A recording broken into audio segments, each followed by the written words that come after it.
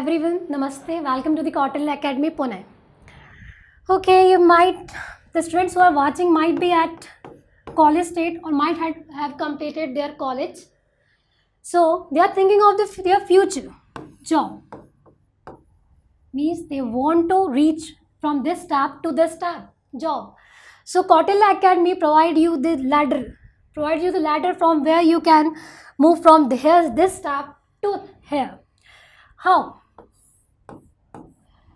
You are thinking of which exam I need to pursue and what I need to do. If you are thinking of the bank exam and SSC exam, you are thinking of the syllabus. What to study and what not to study, how to study and what preference I have to study, whether I have to singly prepare for SSC or bank and other exams like LIC and NABARD and FCI. So here's the answer of all your questions in this video. So what you need to do is to analyze the syllabus analyze the exams which that authority conduct in a year. Like in a calendar year, the number of bank exams, SBI PO, SBI clerk, IBPS PO, IBPS clerk, RRB PO, regional rural banks PO and clerk level, RBI grade and RBI assistant. And another exams like SEBI Security Exchange Board of India, NABARD, National Agriculture Bank, LIC, FCI. These all are central government highly paid and reputed job which you are dreaming for. And SSC. There are 3 levels: SSC, CGL, CHSL and GD. Then what's the difference and what's the common in this? So answer is, for all these 3 exams, SBI, PO and all these 3, you need to prepare yourself for maths, reasoning and English. And in SSC, with all these 3, you need to prepare yourself with GK. These are the foundation subjects which can help you to crack your bank as well as SSC exams. Now we move towards the syllabus. So what's the syllabus? How it is common? Let's check all these.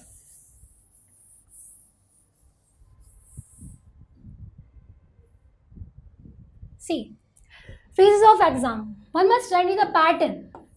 All the bank exam comprise of prelims, first step, then mains and then interview.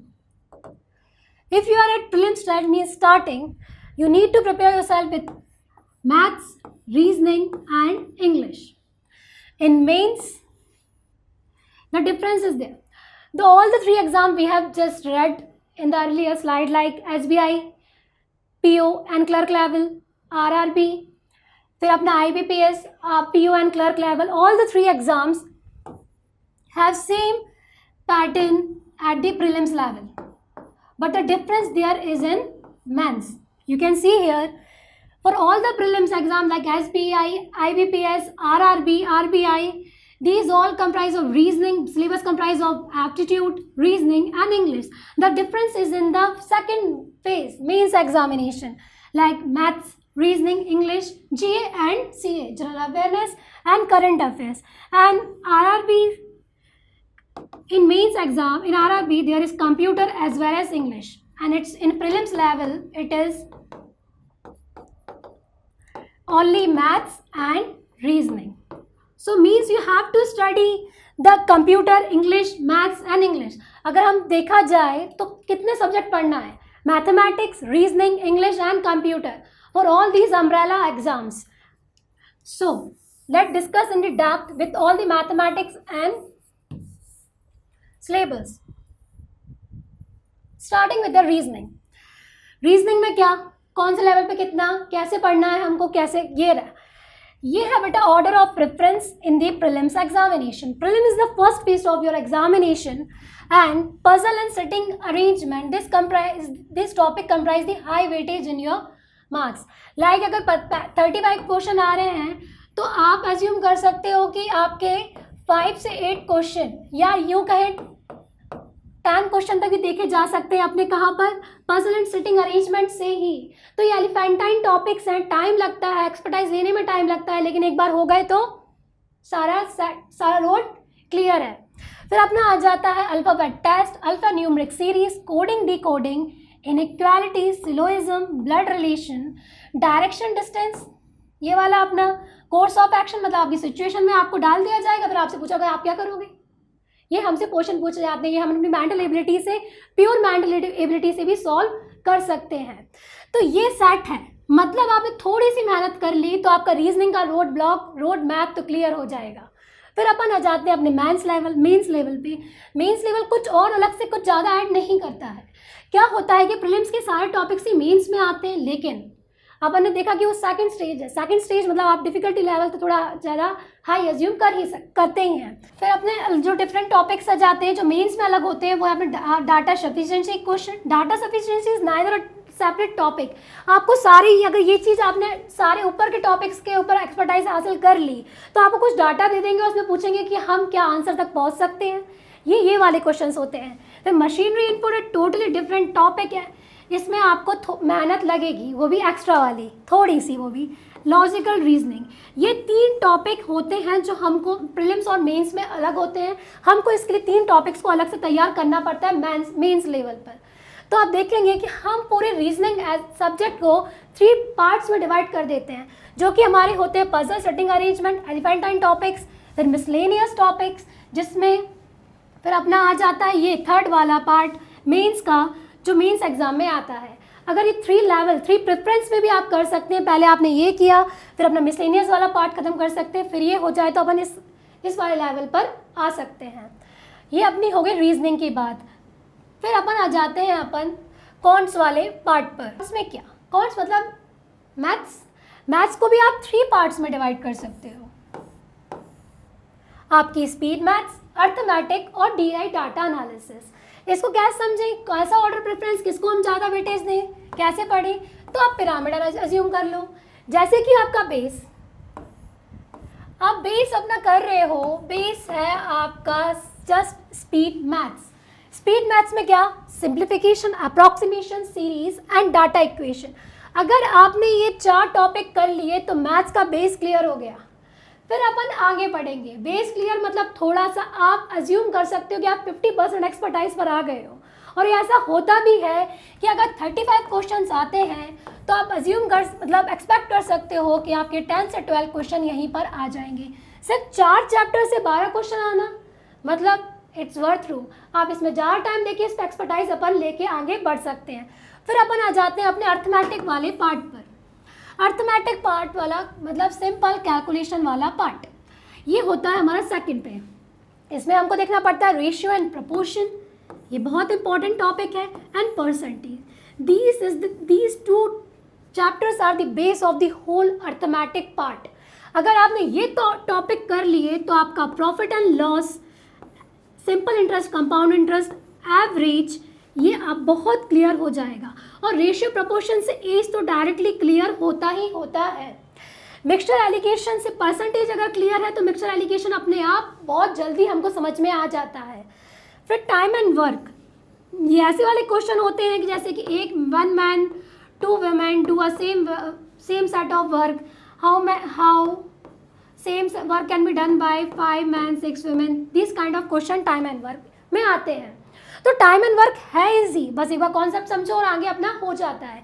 तो अपन देखेंगे कि भले ही आपको 8 chapter लग रहे होंगे, लेकिन आप अगर 2 चैप्टर अच्छे से कर लेते हैं तो आपके सारे चैप्टर में वो इजी हो जाते हैं। और इजी बस थोड़ा सा टाइम टेकिंग है। अर्थमेटिक में अपन ने ये किया तो अपना ये सब क्लियर हो जाएगा। मतलब अपन ये वाली स्टेज पर पहुँच गए, मतलब थोड़ा सा और बचा है वो 10 मार्क्स का, वो अपना आ जाता है DI वाला पार्ट में। DI मतलब डाटा एनालिसिस। इसमें क्या होता है, अगर अर्थमेटिक किया, अगर आप यहाँ पहुँचे तो आप यहाँ तो पहुँच ही जाओगे। अगर आपने अर्थमेटिक पे ग्रिप लाई, एक्सपर्टाइज करी, तो आप डीआई वाला पार्ट आसानी से कर सकते हैं। बेसिकली ये होता है कि इस पर स्पेशलाइजेशन कैसा कि अगर अपन एक चीज़ को अच्छे से समझते हैं तो पर्टिकुलर सेट ऑफ क्वेश्चन को हम कम टाइम में कर पाते हैं उसको अच्छे से। जैसे कि अगर हम टाइम एंड वर्क को अच्छे से समझा तो स्पीड टाइम डिस्टेंस हम अच्छे से समझ सकते हैं, रेशियो प्रोपोर्शन अच्छे से समझा तो हम पार्टनरशिप अच्छे से कर सकते हैं, प्रोबेबिलिटी थोड़ा सा अलग चला जाता है, परम्यूटेशन कॉम्बिनेशन फॉर्मूला बेस्ड थोड़ा सा एनालिटिकल हमको इसमें करना पड़ता है। Boat and stream, pipe and system, ये अलग टॉपिक हैं, ये बहुत बहुत बहुत इंपॉर्टेंट टॉपिक होते हैं। अगर आपको परसेंटेज अच्छे से समझ में आता है, ये टॉपिक्स अच्छे से आते हैं, तो आप बोट स्ट्रीम और पाइप एंड सिस्टम अच्छे से कर पाते हैं। पाइप एंड सिस्टम या बोट स्ट्रीम, ये वाले जो टॉपिक हैं बेसिकली अगर कहें तो मेंसुरेशन वाला पार्ट, ये बेसिकली होते हैं फॉर्मूला बेस्ड। फॉर्मूला पढ़ो, फॉर्मूला याद नहीं करना है, समझ के करना है। अगर फॉर्मूला अपन समझ गए, एक बार दिमाग में बिठा लिया, तो मेंसुरेशन ये हो जाता है। तो आपको लगेगा इतना अरे बाप रे 7 और ये 15 और 15 और 4 19 टॉपिक तो हमसे नहीं होगा 6 महीने में, लेकिन इट्स वर्थ थ्रू, लेकिन हो जाता है। कैसे? आप इसमें और इसमें 2 सब्जेक्ट में ज़्यादा टाइम देके ये लेस टाइम कंज्यूमिंग है। आपको लगेगा जब स्टार्ट करने बैठोगे अरे यार ये तो बहुत लंबा जा रहा है, मेरे से हो नहीं रहा, लेकिन ये हो जाएगा एट लास्ट। आप भले ही आप 1 से 2 आपने 1 मंथ इसमें लगा दिया और 1 मंथ इसमें लगा दिया, तो आप बिलीव करेंगे कि आपके 1 मंथ में ये इतने पूरे टॉपिक अगर आप लग कर बैठ गए तो ये कंप्लीट हो जाते हैं। लेकिन अगर आप मोटा ज़्यादा हाई भी गए, ये तो मैंने बहुत जल्दी बता दिया एक्सपर्टाइज वाला, लेकिन अगर आप मोटा तौर पे कहा जाए तो 1.5 और इसको मान लेते हैं 2 मंथ्स, ये इससे ज़्यादा टाइम नहीं लेता, ये अपना हो जाएगा इतने टाइम में। तो पैनिक होने की नहीं, नंबर ऑफ टॉपिक्स नहीं, नंबर ऑफ इम्पॉर्टेंट टॉपिक्स की बात करें कि ये तो आगे अपना रोड तो क्लियर है, ठीक है। तो हमने देख लिया आपने मैथ्स की। अब बात आती है प्रीलिम्स और फिर अपन क्या करें, मेंस में क्या अंतर हो जाता है? कुछ नहीं बेटा, इसका मतलब लेवल, डिफिकल्टी लेवल थोड़ा हाई हो जाता है। जो आप प्रीलिम्स में फेस कर रहे होंगे थोड़ा सा टफ लेवल आपको मेंस में मिल जाएगा। ये अपनी हो गई मैथ्स का। फिर अपन आ जाते हैं अपने इंग्लिश वाले पार्ट पे। इंग्लिश में क्या, इधर देखा जाता है कि 2 सेट ऑफ स्टूडेंट्स रहते हैं। एक स्टूडेंट को लगता है इंग्लिश बहुत आसान है, मुझे इसको पढ़ना नहीं है, मैं तो ऐसे ही कर लूँगा। दूसरा सेट ऑफ वो लोग लगता है इंग्लिश बहुत टफ है, मेरा एग्जाम रोक देगी अगर मैं इंग्लिश नहीं पढ़ूंगा रोज़, तो वो 2-3 घंटे इंग्लिश ही पढ़ते रहते हैं। लेकिन इंग्लिश को मिड वे में पढ़ना चाहिए। इंग्लिश ऑल्दो इज इम्पॉर्टेंट, लेकिन हमको मिड वे में चलाना चाहिए इंग्लिश को। अब मिड वे में कैसे, वो अपन देखते हैं। जैसे कि अपन ने देखा कि बेसिक हमको इंग्लिश में अपन देखेंगे सिलेबस क्या है, लेकिन अपन टॉपिक को देखें कि हमको पढ़ना क्या है इंग्लिश में। तो बेसिकली अपनी ग्रामर में हमने देखा तो tense, noun, pronoun, adjective, all that we need to study and go through that. And what, इसके बाद हमको पढ़ना रहता है वोकैबलरी आपको डायरेक्टली मीनिंग नहीं पूछेंगे, लेकिन वो आपको असिस्ट करने वाले हैं आपके सारे टॉपिक्स को कोड करने के लिए, इसको क्रैक करने के लिए। फिर अपना बेसिकली आ जाता है रीडिंग कॉम्प्रीहेंशन। इसको बेसिकली एक दिन में डेवलप नहीं किया जा सकता, ना इसमें ज़्यादा टाइम लगा के बैठने की। ऐसा नहीं कि दिन रात अपन रीडिंग कॉम्प्रीहेंशन पढ़ने बैठ गए तो अपना हो जाएगा, ऐसा नहीं होता। You need to develop your capacity by reading daily. अगर आप आज से स्टार्ट कर रहे हैं तो आज से ही पढ़ना स्टार्ट कर दीजिए रीडिंग के लिए। रीडिंग कैसे, इंग्लिश न्यूज़पेपर पढ़ लीजिए, ये नहीं कि पूरे दिन बैठ गए पढ़ने के लिए, नहीं, ऐसा भी नहीं होता। अपन आधे घंटे, half an hour is just enough. या अगर अपन ने एक पूरा एडिटोरियल भी पढ़ लिया 1 गो में, ऐसा नहीं कि अपन उठ के आधा पढ़ा फिर उठ के चले गए, ऐसा नहीं। अपन 1 गो में अगर उसकी स्पीड कैपेसिटी को डेवलप करते हैं उस चीज़ को समझने की, जैसे मतलब गिद्ध की आंखें फटाक से पढ़ लेती कि उसमें लिखा क्या होगा, हमको वही चीज़ डेवलप करनी रीडिंग कॉम्प्रीहेंशन में। रीडिंग कॉम्प्रीहेंशन में हमको फटाक से 1 थ्रू स्टडी रीड लेना, उतना ही टाइम मिलेगा हमको, फिर हमको आंसर तक पहुंचना है। वो चीज़ आपकी तब आ सकती है जब आप अपनी कैपेसिटी को डेवलप करोगे रोज़। मतलब अगर आप इसमें अगर हाफ आवर भी दे रहे हो तो इट्स मोर देन इनफ, लेकिन कैसे, from the initial stage, not at the last stage. फिर अपना आ जाता है वोकैबलरी वाला पार्ट। वोकैबलरी मतलब different words used in the English language. इसको भी हम एंड मोमेंट पे नहीं पढ़ सकते, इसको भी हमको धीरे धीरे एक टेक्निक से हमको पढ़ना होता है। फॉर एग्जांपल हमने इनिशियल लेवल में 10 शब्द रोज याद कर लिए, फिर हमने 20 कर लिए, फिर 30 कर लिए, ऐसे बढ़ाते जा सकते हैं हम, और एट लास्ट हमारे पास एक पूरी डिक्शनरी हम चलते फिरते इंसाइक्लोपीडिया बन सकते हैं अगर हमने ये स्टेप करी तो। लेकिन हमको ये रीडिंग वोकैबुलरी वाला पार्ट बहुत इंपॉर्टेंट है, वो इनडायरेक्टली सब में आना है। रीडिंग कॉम्प्रिहेंशन में जब तक वो मीनिंग नहीं समझोगे आगे कैसे बढ़ेंगे, और इनडायरेक्टली आपको ये सब चीज़ों में काम आने वाला है। ग्रामर, आप नोटिस करेंगे कि English is not English, English is English language. And what is language? जिसकी ग्रामर हो, ग्रामर पढ़ना बहुत ज़रूरी है क्योंकि ये इंग्लिश लैंग्वेज है। ग्रामर क्यों? क्योंकि हमको रूल्स रेगुलेशन पता होंगे तभी तो हम फ्रेमिंग कर पाएंगे अपने सेंटेंस की, तभी तो हम एरर स्पॉटिंग कर पाएंगे, वन वर्ड सब्स्टिट्यूशन हम कैसे डालेंगे, पैराग्राफ फिलिंग कैसे करेंगे, हमको इसके लिए ग्रामर कोई भी बैंक एग्जाम अपने सिलेबस में ऐसे लिख के नहीं देता, लेकिन हमको ग्रामर पढ़नी होती है। ग्रामर पढ़ ली, वोकैबुलरी पढ़ ली, रीडिंग कॉम्प्रिहेंशन पढ़ लिया, मतलब हम अपने 90% सिलेबस को ख़त्म कर सकते हैं ऐसे। फिर हमको पढ़ना क्या है? अगर सिलेबस वाइज देखें तो हमको देखना है रीडिंग कॉम्प्रिहेंशन, वैसे डिस्कस किया, जिसमें अपन को एक पैराग्राफ सेट दिया रहेगा, हमको आंसर तक पहुंचना रहेगा उसमें। फिर cloze test, para jumbles, fill in the blanks, इसमें आपकी वोकैबुलरी काम आने वाली है, ग्रामर भी। वन वर्ड सब्स्टिट्यूशन तो डायरेक्टली वोकैबुलरी का पार्ट है, आप समझ जाओ। ये चीज़ रहती है कि दो वर्ड्स के डिफरेंट मीनिंग होते हैं, लेकिन हमको कौन सा अप्रोप्रिएट कब यूज़ करना है ये हमको सीखना पड़ेगा अपनी वोकैबुलरी इनरिच करके। फिर आता है पैराग्राफ कंप्लीशन। ग्रामर वोकैबुलरी मैंने बोला था इस चीज़ से ये बेस होता है, इसी से आप आगे बढ़ने वाले हैं। फिर आपका आ रहा था एरर स्पॉटिंग। ग्रामेटिकल एरर या सुटेबल वर्ड वहाँ पर यूज़ नहीं किया गया है, तो उस चीज़ को हमको एरर स्पॉट करना है। फिर miscellaneous all that part. Basically अगर आप इतना करते हैं डेली तो आपकी इंग्लिश लैंग्वेज तो क्रैक है, उसमें आपको फिर टेंशन लेने की ज़रूरत नहीं है। तो सही है, अपन को बीच का रास्ता अपनाना चाहिए।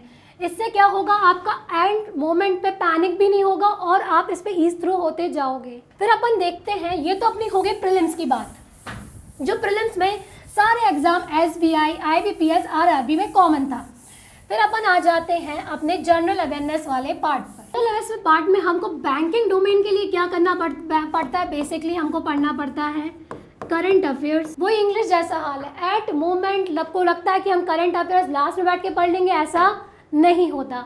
इसको भी हमको धीरे, मतलब जैसे चाय बनाते हैं धीरे धीरे पकती रहती है, वैसे ही हमको करंट अफेयर्स में भी करना है, धीरे धीरे पढ़ना होता है। डेली आपको अपने नोट्स बनाने चाहिए, या आप जहाँ पर भी आपको एक से नोट्स पाइल अप करके रखने चाहिए जिससे कि आप रिवीजन कर सकें। Current affairs.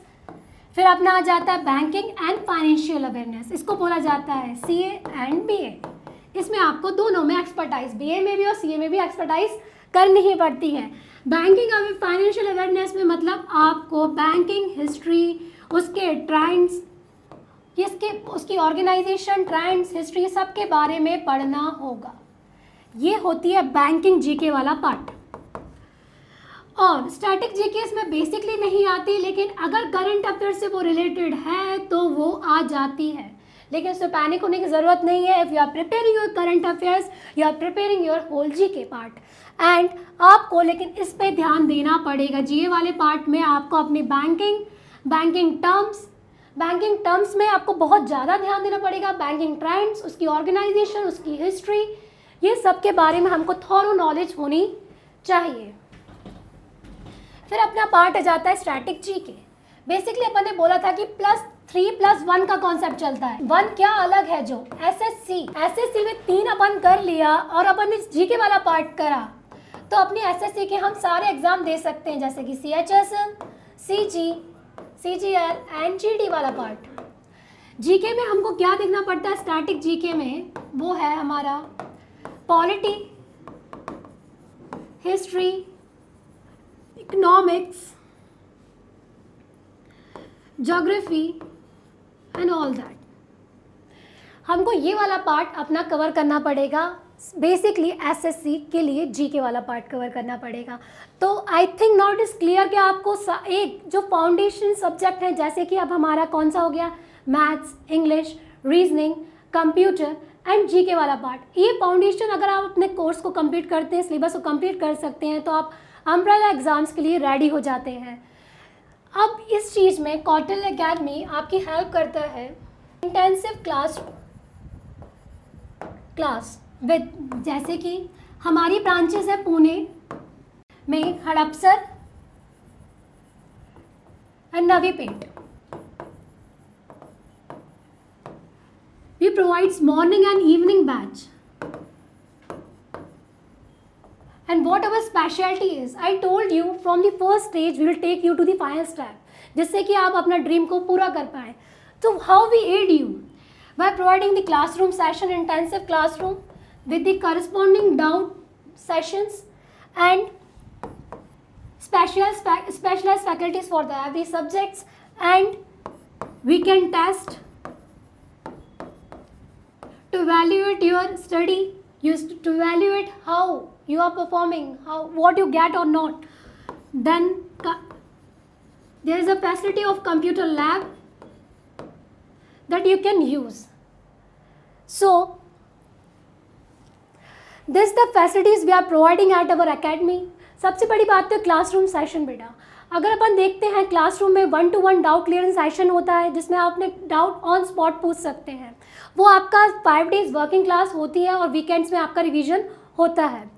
ये इस चीज़ से आप और वीकेंड टेस्ट से आप अपने आप को अपग्रेड कर सकते हैं, या आप डिटेक्ट कर सकते हैं कि आपकी वीकनेस जा रही है, आप इससे आगे कैसे इम्प्रूव करें. और कंप्यूटर लैब, हम जानते हैं सारे एग्जाम्स आजकल ऑनलाइन CD बेस्ड हो गए हैं, तो we are providing you with the computer lab facility in our institute. So this how we can help you in your examination. So I find you got thorough information of the syllabus and all the exams. Thank you.